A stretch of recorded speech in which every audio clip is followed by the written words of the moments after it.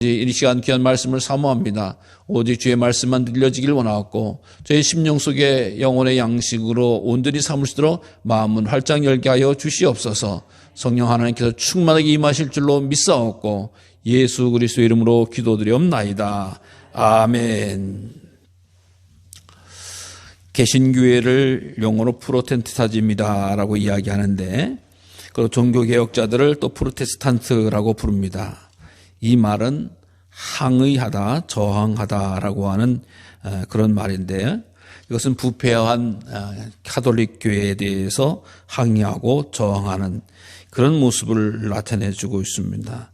그래서 항상 부패에 대해서는 교회는 불의에 대해서는 정의하고 또 세상의 불의에 대해서도 부패에 대해서도 항상 저항하고 개혁하는 그런 입장에 서는 교회가 바로 우리 개신교회, 기독교회라고 할 수가 있습니다.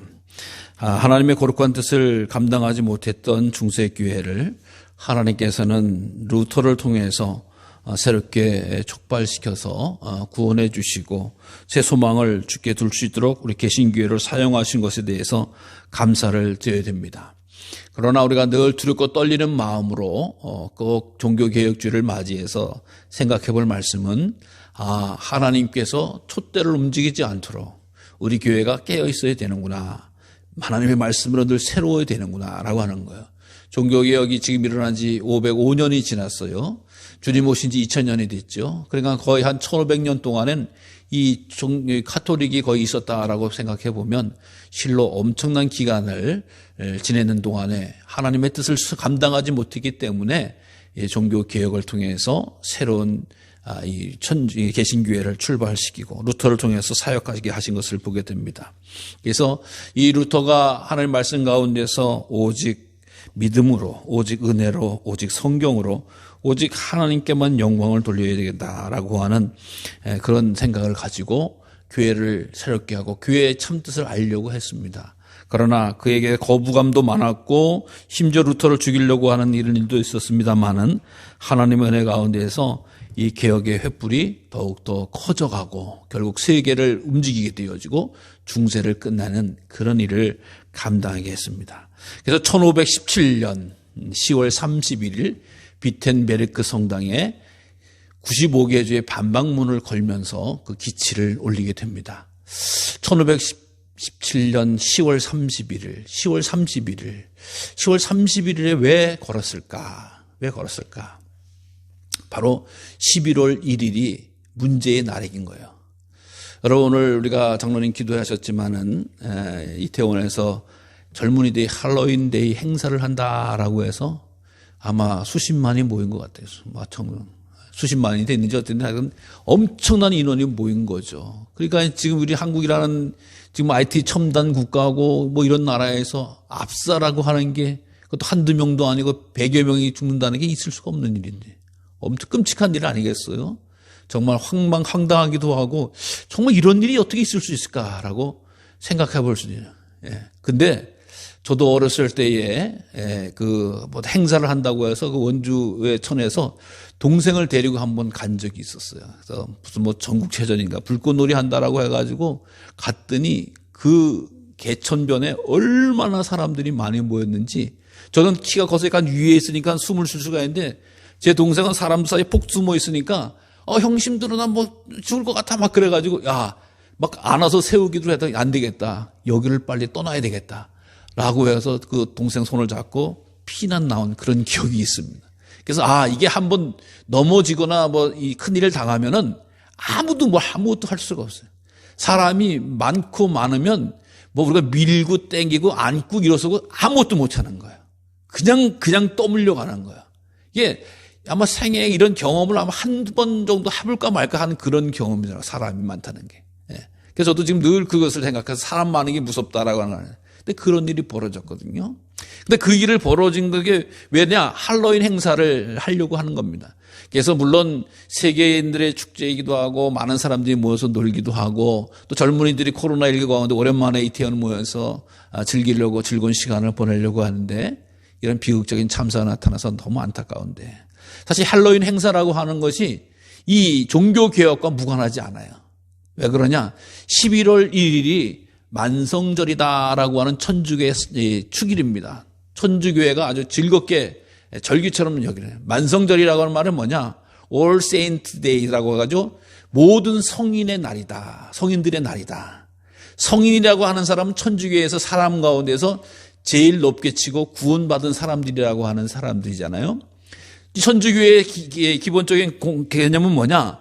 공로로 천국 간다라고. 공로. 그렇죠? 좋은 일을 많이 하고 착한 일을 많이 해서 쌓아놓으면 그 공을 인정받아서 천국을 간다라고 하는 생각을 기본적으로 갖고 있어요. 근데 천국 가는데 예를 들어서 천국 가는 점수가 70점이면 가는데 이 성인들은 80점, 90점, 100점을 맞은 사람이 있다는 거죠. 그러니까 11월 1일이 되면은 그 70점 갖고 나가면 천국 갈 수 있는데 80, 90, 100점 맞은 성인이 다시 온다는 거예요. 성인이 다시 오면 거기 10점이 넘는 사람도 있고 20점, 30점 넘는 사람도 있잖아요. 그러면 그 사람들의 점수를 내가 따면 내 죄가 사해지고 내 죄를 더해서 천국 갈 수 있다라고 하는 거예요. 그래서 면죄라고 하는 것, 죄를 사하고 점수를 받을 수 있다라고 하는 것이 천주교 이 타락의 중세교회 타락의 가장 근본적인 아니에요. 심지어 그들을 향해서 예배드리고 또 그들을 향해서 어떤 일을 성물을 이렇게 해서 경배하면은 한 번 경배할 때마다 100일치씩 죄를 까주는 이런 제도도 있었다고 그럽니다. 그래서 천주교에 가면 되게 무슨 성물이 많잖아요. 이거는 누가 쓰던 뭐다 성물. 그래서 그 비텐베르크라고 하는 성당에 이런 성물이 많았는데 성인들의 치아가 있다, 무슨 머리카락이 있다, 무슨 지푸라기가 있다, 무슨 물이 있다라고 해서 그 물건 하나하나마다 의미를 둡니다. 거기서 경배를 하면은 내 죄가 사해진다. 면죄가 된다. 죄를 사한다라고. 그러니까 죄를 사하는 게 얼마나 무서운 이야기냐고 하면 죄를 돈으로도 살 수 있다라고 이야기를 하는 거예요. 죄를 사하는 걸 돈으로 살 수 있다는 거예요. 그래서 1억 내고 10억 내고 또 혹은 몇천만 원 내면은 내 죄가 사해지는 거야. 아까도 이야기했죠. 이 할로윈 데이처럼 이 죽은 영혼들이 다시 온다라고 하면 그 영혼이 오는 때에 맞춰서 우리 조상의 죄도 사하자. 예수 믿지 않은 조상에 대한 죄를 돈으로 사는 거예요. 그러면 어떻게 돼요? 죄를 사함받아서 지옥에서 천국으로도 갈 수 있다라고 하는 거예요. 그러나 제가 지난번에 설교 말씀드렸지만 부자와 나사로처럼 천국과 지옥은 갈 수 있는 곳이 아니에요. 지옥에서 천국으로 다시 이 세상 다시 올 수 있는 것도 아니에요. 아무것도 아닌데 이 돈이 필요하니까 이 중세교회에서 거짓말을 한 거예요. 그래서 왜 돈이 필요하냐라고 하는 거 보니까 베드로 성당이라고 하는 지금 로마에는 어마어마한 성당, 로마 교황이 머물고 있는 성당, 그 성당을 건축하고 건축비가 모자랐던 거예요. 그래서 큰 성당 만들어 놓고 그 죄를 저지르다 보니까 잘못된 거예요. 사실 그런 가운데서 이 젊은 마틴 루터는 하나님의 말씀을 묵상하고 기도하고 연구해요. 그래서 좀 더 의로워지려고 또 거룩하게 살아보려고 하는데 안 되는 거예요. 똑같이 욕심이 나오고 정욕이 끓고 정말 그래서 무릎으로도 기어보고 자기 몸에다가 어떻게 고통을 다했는데 절대로 안 되는 거예요. 말씀 가운데서 행하는 거 안 되는 거예요. 그런데 의인은 믿음으로 말미암아 살리라. 내가 뭘 해서 되는 게 아니라 주님의 말씀을 믿음으로 말미암아 의롭게 되는구나. 주님의 말씀을 믿음으로 말미암아 구원을 받는구나. 돈으로 면죄부를 사서 구원받는 게 아니라 믿음을 하나님께서 보시고 구원해 주시는구나 라고 하는 것을 깨닫게 되어졌던 거예요. 그러니까 이것이 무너지게 되어졌던 거라고 하는 겁니다. 사랑하는 성도 여러분, 우리에게 믿음을 사모하시기를 바랍니다. 하나님, 내가 능히 하나님의 구원받을 만한 믿음을 선물로 주시옵소서. 물론 주신 줄로 믿어요. 그러니까 오늘 이 자리에 있는 거예요. 하나님, 이 믿음 변치 말게 해달라고. 퇴색되지 않게 해달라고. 온갖 세상의 이야기로, 세상의 방법으로, 또 우상의 방법으로 내 영혼을 좀 먹지 않게 해달라고 기도하시기 바랍니다. 그러니까 할로윈 데이라고 하는 것이 죽은 영혼이 다시 올 때에 나한테 장난치지 못하도록, 귀신이 장난치지 못하도록, 그래서 무서운 복장, 서양 귀신의 어떤 그런 복장을 하잖아요. 기독교적인 악마도 아니고. 또 이 집 아빠에게는 호박을 파가지고 막 등을 달아놓기도 하고요. 이게 무서운 거, 사탄 영적인 놀이라고 하는 거예요. 어떻게 보면은. 예. 물론 요즘은 젊은이들이 그냥 축제로 바뀌게 되었습니다. 그걸 따라가면은 그런 내용적인 배경도 있고 바로 할로윈 데이를 앞두고 이 루터는 종교개혁의 기치를 행했다. 우리가 반드시 기억해야 될 것은 하나님께서 그 일을 감당하지 못하는 교회는 촛대를 옮기신다. 라오디게처럼 내가 덥지도 차갑지 않은 토해버리겠다라고 하는, 하나님께서 지으신 하나님이 역사하신다라고 하는 것이 건물과 사람들에게 의해서 되는 것이 아니라 하나님의 말씀을 기억하고 하나님의 말씀을 다시 되찾고 회복할 때 하나님께서 은혜를 베풀어 주신 줄로 믿으시기를 바랍니다. 오늘 말씀은 아모스의 아들 이사야에게 임한 말씀이다 라고 성경은 말씀해 주고 있잖아요. 이사야가 등장했던 것은 예루살렘과 유다에 관해서 예언하기 위함이다 라고 이야기해요. 예루살렘과 유다라고 하면은 유다와 예루살렘, 신앙에 있어서 가장 중심적인 도시잖아요. 그렇죠? 예루살렘보다 더 거룩한 도시가 어디 있어요? 모든 도성 중에 거룩한 도시 예루살렘. 왜? 성전이 있고 주님께서 부활하신 곳이고 십자가에 달려 돌아가신 곳이고 정격사적인 의미를 보면 너무나 귀중한 일. 그곳에 또 그 유대인이라고 하는 나라라고 하는 것이 그 지역에 예수님의 발자취와 하나님의 구원의 드라마가 생생히 다 남아있는 곳이 바로 그것이잖아요. 그러니까 저는 늘 그런 생각, 기회만 되면 또 성지순례 가고 싶다. 거기 가서 기도하고 싶고 말씀 보고 싶고 은혜 나누고 싶다라고 생각 늘 가지고 있고, 언젠가 기회가 되면 우리 성도님들과 함께 또 갈 수 있으면 좋겠다. 이런 생각은 늘 생각을 해보고 있어요. 어쨌든 그런데 예언자가 등장했다라고 하는 것은 거기에 주님께서 책망하실 일이 있고 선포하실 말씀이 있다라고 하는 거예요. 그 책망하고 선포하실 말씀이 뭐냐? 오늘 본문에 보면은 그런 말씀, 소돔의 관원들을 또 고모라의 백성이다라고 표현하고 있어요. 소돔의 관원들. 여러분, 소돔과 고모라 이야기가 언제 때 나오죠? 창세기에 나오는 거거든요. 그래서 심판받은 소돔의 관원, 예루살렘의 관원들 이렇게 나가야 되거든요. 예루살렘 정치 지도자들. 우리 식으로 이야기하면 서울에 있는 국회의원들이든가 대통령 정치 지도자들, 장관들이요. 이렇게 이야기하는 거야 되는데 아니에요. 옛날 썩었던 나라. 그때 정치 지도자들이라고 이야기해요. 왜 이 당시에 정치 지도자들이 썩었느냐? 하나님께서 이스라엘이라고 하는 나라를 만들게 하고 다윗을 통해서 축복해 주시고 왕정 제도를 유지하게끔 해 주시는 그 뜻이 뭐였죠? 하나님 말씀 믿고 순종하라고 하는 거예요. 사실 하나님 왕이 되기를, 인간의 왕을 세워주는 것을 거부하고 내가 왕이다, 왕이신 나의 하나님 섬기고 경배하기를 원했는데 사람들이 우리에게도 왕을 주소서라고 해서 왕을 세우지 않습니까? 그러니까 왕을 세웠는데 왕이 그럼 어떻게 돼요? 앞장서서 하나님을 섬겨야 되는 거예요. 그런데 소돔의 관원들 무슨 이야기예요? 하나님은 무시했다라고 하는 거예요. 이 당시의 상황을 놓고 보면 많은 자료를 통해서 알 수 있는, 그럼 왕이 어떻게, 왕들 정치 지도자들이 어떻게 했냐? 특히 좋을 때야 정치 지도자들이 아무 때나 상관이 없죠. 위기 때에, 어려울 때에 정치 지도자들이 중요한 거 아니겠어요? 우리가 지금 국제적인 위기 가운데 있는데 이 정치 지도자들 참 중요합니다. 어떤 일. 위기 때의 정치 지도자들이 했던 일이 어떤 일이었나? 이 당시의 왕 정치 지도자들이 하나님을 의지하지 않았다라고 하는 거예요. 그럼 하나님을 의지하지 않으면 어떻게 되냐? 주변의 강대국을 바라봤다. 이집트를 바라보든지 아수르를 바라보든지 바벨론을 바라봤다라고 하는 거예요. 여러분, 하나님의 백성은 무슨 일이 있든지 간에 하나님을 바라보는 게 정도인 거예요. 하나님을 바라보는 것이 우선인 거예요. 근데 강대국을 바라보는 거야. 여러분, 그래서 우리 믿음의 자녀들이 항상 우리 지도자들이 기도하기를, 우리 지도자들을 위해서 기도할 때 하나님 위정자들이, 지도자들이, 정치 지도자들이 하나님을 좀 바라보게 해주세요. 기도하시기 바랍니다. 미국 바라보지 않고, 중국 바라보지 않고, 러시아 바라보지 않고, 일본 바라보지 않고 하나님을 바라보는 게 우선이에요.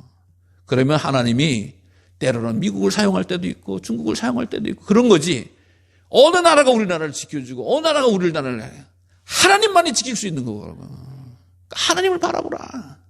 이 예루살렘이라고 하는 나라가 하나님을 바라보지 않은 거, 지도자들이. 그러면서 자꾸 세상 권력만 의지하는 거야. 그 다음에 어떻게 돼요? 백성들은 하나님의 법에 귀를 기울여라. 이게 뭐냐? 백성들, 위에서 타락하고 위에서 영적인 생활을 하지 않으니까 백성들은 오죽하겠냐고요. 그렇잖아요. 나라의 지도자가 타락하면 그 밑에 있는 사람이 청렴합니까? 더 타락하죠. 밑으로 내려서 더 타락하는 거잖아요. 그러니까 나라가 아주 우스워지는 거예요. 나라가 꼴이 안 되는 거예요. 기강이 무너지게 되어지는 거예요. 그러니까 백성들이 하나님의 법에 귀를 기울이지 않는 거예요. 이게 무슨 얘기냐? 하나님의 법을 배우지 않았다. 이스라엘 백성들이 뭐 학교를 다니니까 뭐 하나님의 법을 배워서 사회생활을 갖게 되어지고 그 공동체를 유지하게 돼. 그래서 하나님의 법을 배워야 되는데 배우질 않는 거야. 하나님의 법을 배우지 않으면 하나님의 백성이라고 할 수 있나요? 없잖아요. 그러니까 하나님과 무관하게 막 살아가는 거예요. 그러니까 나라가 위종자들은 썩어 불신앙적이래. 이 백성들은 하나님의 말씀에 대해서 배워야 되는데 배우질 않아. 나라가 혼란해졌다는 거야. 무조건 무난해. 그게 어떤 일이 나타나느냐라고 하는 것을 보니까 무수한 재물을 드린다. 하나님 앞에 번지르한 살짐승 들려서 하나님 배가 부른다는 거야. 또 피를 기뻐하지 않다라고 이야기하는 거야. 그러니까 제사를 드리긴 드려요. 옛날에 힘들 때보다 더 번지르한 제사를 드린다는 거예요. 또 피를 많이 흘려서 죄 사함을 받는 그런 은혜를 구했다라고 하는 겁니다. 근데 하나님이 그 제사, 그 예배를 받으시지 않으신다라고. 여러분, 하나님이 얼마나 제사를 기뻐하세요? 하나님이 우리의 예배를 기뻐하시는 줄로 믿으시기를 바랍니다. 하나님께서 제사를 정해 주셨어요. 제사를 정해 주셔서 그 제사를 내가 기쁨으로 받겠다라고 말씀해 주시고 계신 거거든요. 근데 하나님 앞에 번지르한 기름 태워서 드려. 좋은 거 다 드려. 뭐 제사를 했는데도 하지 않는 거야. 여러분, 제사라고 하는 의미가 뭐냐?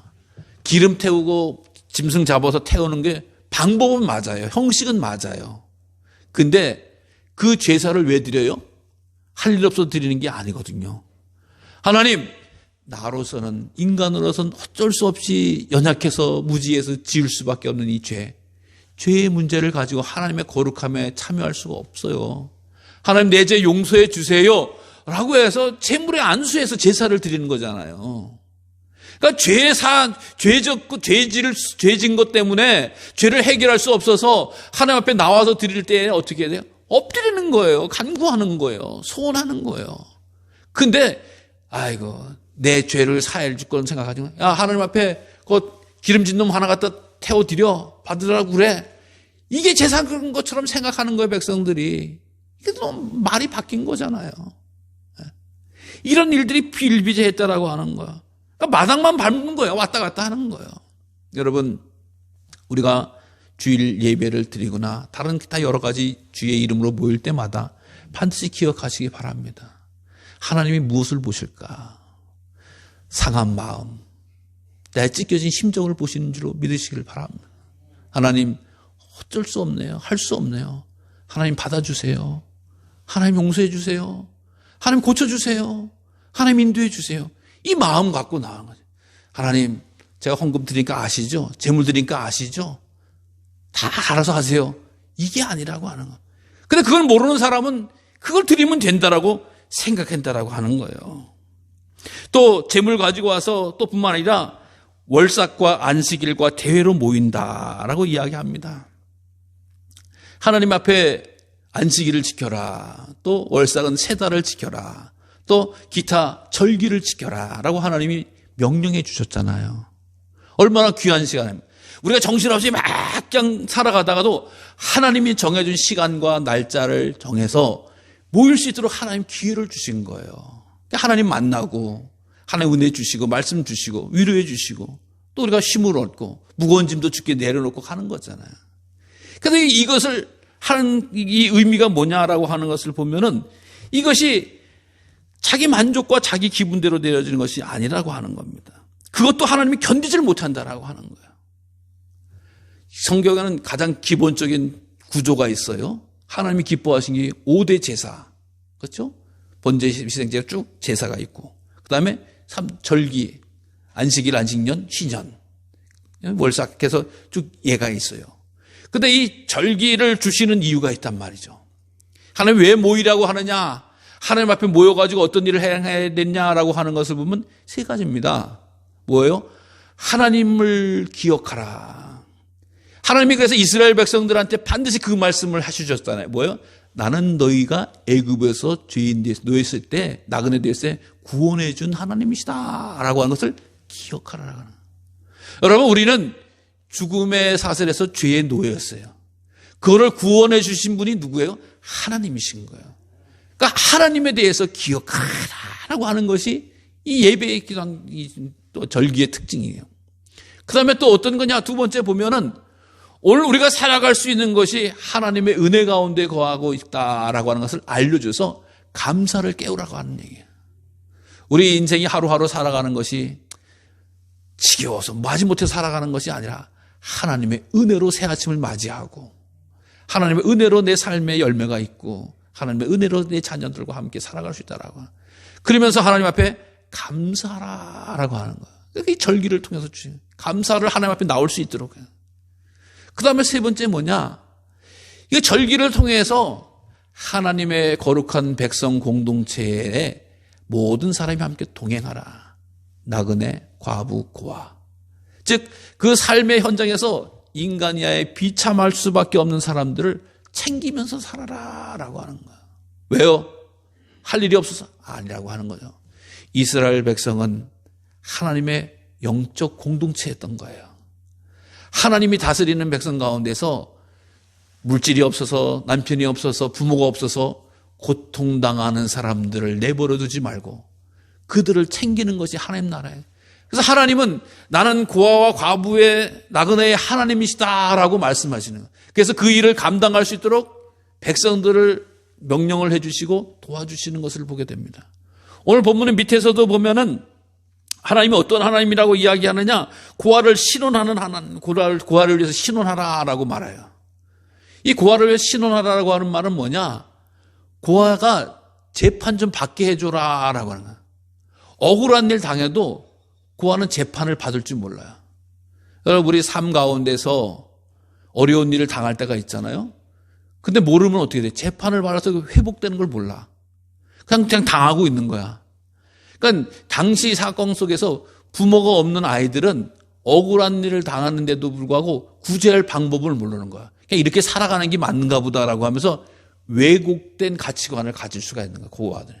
근데 재판을 받으면 내 손해를 되찾을 수 있는 거야. 누릴 수 있는 거야. 이걸 가르쳐줘야 되는 거야, 사회적으로. 근데 그걸 가르쳐주라고 하는 거야. 그다음 과부에 대해서는 뭐라고 이야기하냐? 서로 과부를 위해서 변호하라라고 이야기해. 여러분, 성경 시대 때 과부의 특징이 있어요. 그게 뭐냐? 모든 여성은 과부가 될 가능성이 99.9%예요. 왜? 남편들은 먼저 죽으니까. 전쟁에 끌려가든지 어쨌든 병들든지 일찍 남자도 죽잖아요. 그러니까 성경은 모든 여자들의 과부가 되는 가능성, 과부가 되는 것을 상정해놔요. 그럼 요즘 같은 경우는 뭐 친정 식구라도 있고 그렇지만 우리 옛날에도 그렇고 시집간 여자가 친정에 돌아올 수 있는 방법이 없어요. 신정에서도 넉넉해서 뭐 먹고 살 수 있도록 하는 게 없어요. 자식들도 마찬가지라고 하는 거예요. 그러니까 죄송한 이야기지만 이 당시에 여자들은 모두 다 과부 후보생인 거예요. 과부가 될 수밖에 없는 거예요. 그러니까 결국 이것에 대해서 변호하라라고 하는, 도움이 되라라고 하는, 서로 도움이 되라, 위로해 줘라라고 하는 이런 일들을 말씀해 주거든요. 그러니까 인생의 이 세상을 살아가는 동안에 이런 회복되는 과정과 결론이 있어야 되는데도 불구하고 그렇지 못하다라고 하는 거예요. 또 당시에 성전에 향해서 기도하는 이것도 예수 하나님이 받지 않으시겠다라고 이야기합니다. 우리가 기도하는 우리 한국 교회의 기도 폼이 있잖아요. 어떻게 해요? 옛날 마룻바닥에서 딱 무릎을 꿇고 두 손을 모으고 고개를 숙이면서 기도하는 게 우리 한국적인 전통 기도 폼이잖아요. 기도하면 그렇게 해야 되는 거야 라고 해가지고 저도 막 전도사 때 학생들한테 자식들 기도하는데 무릎도 안 꿇고 말이야, 고개도 안 숙여, 두 손 안 모아, 뭐 이렇게 가리키고 막 그랬잖아요. 그게 한국적인 폼이에요. 근데 한국적인 폼이 세계적인 폼은 아니에요. 이스라엘 방법은 어떻게? 손을 펴서 고개를 들고 하늘을 향해서 기도하는 거예요. 하나님. 이게 이스라엘식 기도인 거예요. 이건 정말 간절하게 하는 기도인 거예요. 손을 보고 하나님 앞을 받아보면서 기도하는 거. 근데 오늘 본문에서도 손을 펼 때에 내가 눈을 너희에게서 가리겠다. 여러분, 하나님이 기도하는 걸 얼마나 좋아하세요. 또 기도하라고 가르쳐 주시고. 그 성전에서 기도하면 하나님이 솔로몬을 통해서 약속하실 때, 성전 봉헌식 때 내가 기도하면 내 눈이 너를 보겠다. 그 기도의 내용을 내 마음속에 두겠다라고 하나님이 성전에서 약속해 주셨어요. 근데 성전에서 두 손 벌려 정성으로 최고 정성으로 기도하는데 눈을 닫아버리겠다, 담아버리겠다라고 하나님 말씀하시는 거예요. 이게 큰 일이 난 거예요. 이스라엘 백성들에게는. 예배를 드려, 제사를 드려도 제대로 한대, 절기를 지켜도 제대로 한대, 기도도 지켜도 제대로 한대. 왜 그러냐? 하는 거는 겉은 다 할 수 있지만 속이 썩었다는 거야. 방법이 잘못됐다는 거야. 예배 드릴 때 재물만 갖다 드리고 마음을 안 드려. 모일 때에 사람 생각하는 건 하나님 생각하지 않고 사람만 생각해. 기도할 때 이방인들의 폼만 나는 거야. 자기가 속된 말로 떠들면은 하나님이 막 도와주는 것처럼 생각하는 거예요. 근데 전혀 그렇지 않다라고 하는 거야. 왜? 실질적인 너의 삶을 보아라. 너의 삶들을 보아라. 세상이 잘못되어져. 내 손에 피가 가득하다라고 말씀합니다. 손에 피가 가득하다. 손에 왜 피가 가득해요? 남을 죽였을 때 피가 가득한 거예요. 남을 죽이는데 칼로 죽였을 때만 뿐만 아니라 남의 명예를 죽였을 때, 남의 재산을 죽였을 때, 남에게 무시했을 때 이게 피가 가득하다. 그러니까 세상 속인 삶은 잘못됐다라고. 옛날에 그런 말이 기억나요? 어느 서울의 큰 교회에는 사기꾼들 자석이 있다는 거잖아요. 이런 주가 너무 많다 보니까, 또 오고 가는 사람들이 많다 보니까 사기꾼들이 주일날 와가지고 예배 드린다고 해서 한 구석에 모이는 데가 있대요. 그 말이 있었어요. 물론 있는지 없는지 모르겠지만은 어쨌든 간에 그런 모습을 가지고 나오는 거예요. 자기 손에는 그런 잘못된 죄악을 그대로 묻히고 와서 있는데 그냥 잘못된 행동을 하는 거예요. 그러니까 삶을 고쳐라고 이야기합니다. 스스로 깨끗이 하여라. 선행을 행하라. 악행을 그쳐라. 진리를 구하라. 정의를 행하라. 그래서 고아와 과부와 여러 사람들을 하라. 라고 말씀해 주고 있는 거. 그리고 마지막 절에 말씀합니다. 오라 우리가 서로 변론하자. 오라 우리가 서로 변론하자라고 하는 말. 한 절만 보면은 어떻게 되느냐. 이 앞에 오라라고 하는 말에 제발이라고 하는 말을 넣는 거예요. 원래가 그렇다 그래요. 그러니까 어떻게 돼요? 제발 오라. 우리가 변론하자. 이 말씀이에요. 하나님. 무슨 얘기냐? 제발 와라. 그리고 변론하자라고 하는 말은 내 죄에 대해서 이야기를 끄집어내라라고 하는 거예요. 하나님 앞에 나와서 제발 좀 와서 내 죄를 끄집어내라. 죄가 드러나면 사람이 어떻게 되어 있죠? 고백하고 회개하게끔 되어 있는 거예요. 그러니까 죄를 고백하고 회개하면 하나님이 죄가 주홍 같을지라도 눈과 같이, 진홍같이 붉을 자도 양철같이 시게 된다. 이게 여러분 어떤 의미죠? 있을 수 없는 일이 일어난다는 거예요. 요즘 우리가 흰 옷도 많이 입고 오래된 때도 그냥 세제 담그고 좋은 거는 빡빡하면 지워지잖아요. 아니 2000년 전에, 2000년이 뭐예요? 이 당시에는 2000 넘은 수천 년 전에 이 세탁을 할 방법이 없는 거야. 우리 어르신들 알죠? 어렸을 때 세탁을 빨래비누라도 있으면 완전히 왕이죠. 양자물로 씻으셨잖아요. 그게 100년이 됐어요? 1000년이 됐어요. 근데 수천 년 전에 피가 흰게 되어진다. 붉은 것이 희게 되어진다. 예? 진홍 같은 것이 양털같이 된다. 지워진다는 거, 지워주겠다는 거예요. 어떻게 하면? 변론하면, 내 죄를 고백하고 회개하면. 이 말씀을 주님 앞에 나와서 하는 거예요. 그러니까 그동안에 여러 가지 방법에 대해서, 형식에 대해서, 폼에 대해서, 또 모임에 대해서 다 겉으로는 다 했는데 정작 죄가 안 드러났다는 거예요. 고백이 없었다는 거예요. 하나님 받으시지 않대. 근데 그 죄를 꺼내면 하나님이 다 치워줄게. 씻은 짓이 없게 해줄게. 라고 하는 구원의 말씀을 허락해 주셨다라고 하는 거예요. 그러니까 하나님의 말씀을 제대로 듣지 못하고 하나님의 말씀을 제대로 알지 못했을 때, 배우지 못했을 때 이렇게 자기 마음대로 하면 다 되는 줄 알아요. 근데 하나님의 마음이 어떤 것인지 듣고 배우게 되어질 때에 새롭게 되어지고 거룩하게 되어지고 회복되어진다라고 하는 주의 말씀인 줄로 믿습니다. 오늘 종교개혁주의를 맞이해서 한국에 있는 모든 개신교회가 위기라고 말합니다. 그래요. 다른 사람들의 통계를 봐도 그렇고 위기예요. 모이는 숫자들을 봐도 그렇고 더 큰 위기가 사람들이 교회에 대해서 인정하지 않는 부분도 많이 있더라고요. 너무 가슴이 아파요. 근데 살 길은 종교개혁처럼 말씀으로 돌아가는 거예요. 하나님의 말씀을 들어야 되는 거예요. 하나님의 말씀을 들고 율법을 배워야 되는 거예요. 하나님의 말씀을 배워야 되는 거예요. 그래서 그것을 행하게 되어질 때 우리를 새롭게 하시는 주의 능력은 붉을지라도 희귀하고 붉을지라도 양털같이 회복시켜 주시는 하나님의 구원의 능력이 있음을 믿으시기 바라고 주의 은혜가 충만하시기를 간절히 주님의 이름으로 축원합니다.